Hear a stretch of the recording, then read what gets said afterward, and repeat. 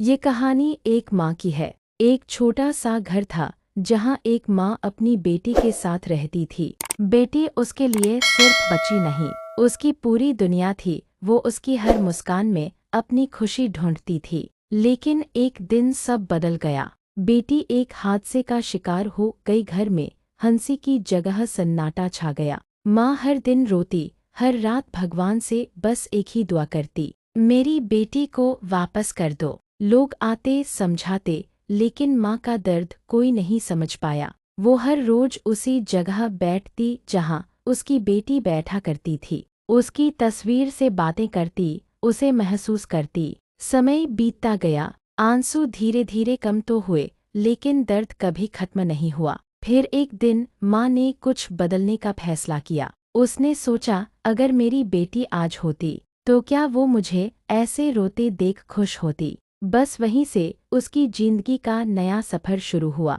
उसने अपनी बेटी के नाम से एक छोटा सा काम शुरू किया। गरीब बच्चों की मदद करना, उन्हें पढ़ाना, उनके सपनों को उड़ान देना।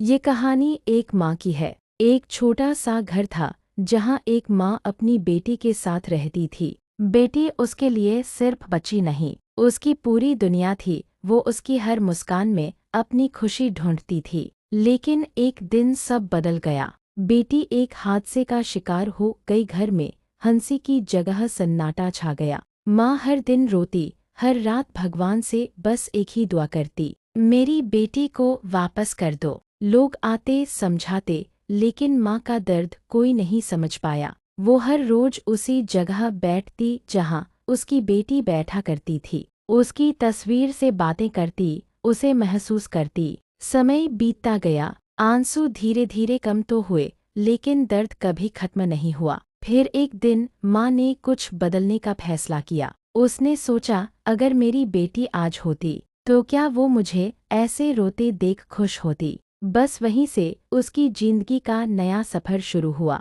उसने अपनी बेटी के नाम से एक छोटा सा काम शुरू किया। गरीब बच्चों की मदद करना, उन्हें पढ़ाना, उनके सपनों को उड़ान देना।